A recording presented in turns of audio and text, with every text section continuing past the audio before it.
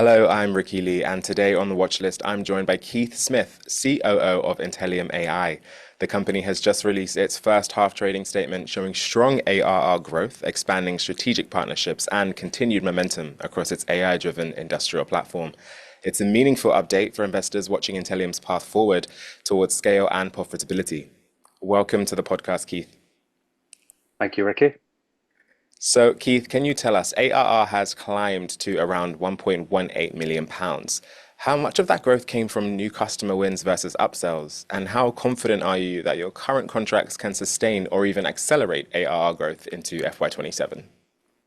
Yeah, so as you said, ARR has grown to approximately 1.18 million, and I think importantly, its growth is both diverse and sustainable.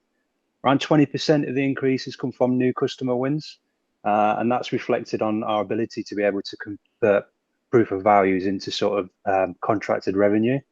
The remaining 80% is through driving contract flips, going from traditional to more digital solutions, upsells and expansions as well. So that's with all in our existing customer base and an account. So clear evidence that once customers adopt the platform, they expand usage across their lines and within their factories. And as we move forward, we expect that ratio to change slightly as we bring new customers on board through an investment in our sales and marketing team. And there's a few points that give us high confidence in that the ARR profile will continue to accelerate into the next financial year. First one being that the contracts are very, very sticky. Secondly, the majority of our customers are on what we call stage 3 of a 6-stage AI journey, and there's plenty more value of our customers that they want to get from them stages. So we see expansion going even further on that. And then lastly, obviously, as I said, we're investing now in our sales and marketing teams even more. Amazing. And so, with £778,000 in gross cash and ongoing strategic hiring, like you mentioned there, what does your cash runway look like? And when do you expect the business to reach sustained profitability based on the platform's progress so far? Yeah, from a financial point of view, we're remaining disciplined in the way that we spend our money. We want to do that responsibly and grow the business. So with 778k of gross cash, we expect that cash flow to break even during financial year 27. Ending that full year, we expect to be cash flow positive.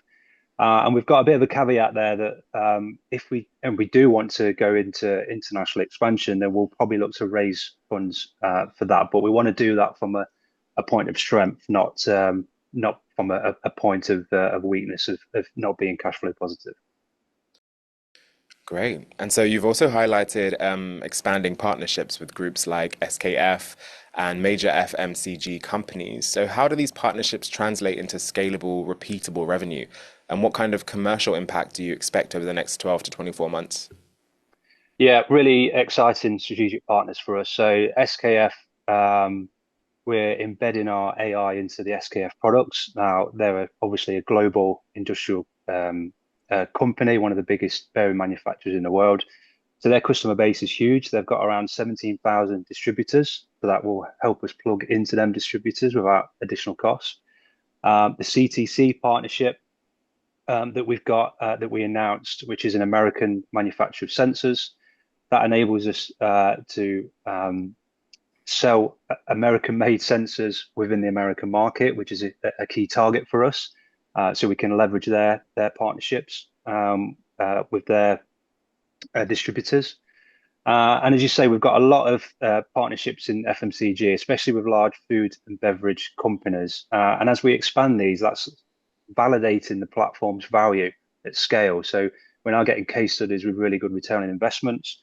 And that creates a template that we can replicate across that sector and other sectors. You know, we've just announced moving into the building supply sector as well. So over the next 12 to 24 months, we expect them three things mainly to provide us significant commercial expansion. Like I say, not just in one sector or in one market, but across numerous. Well, thank you so much for your time today, Keith. It's been a pleasure having you here with us.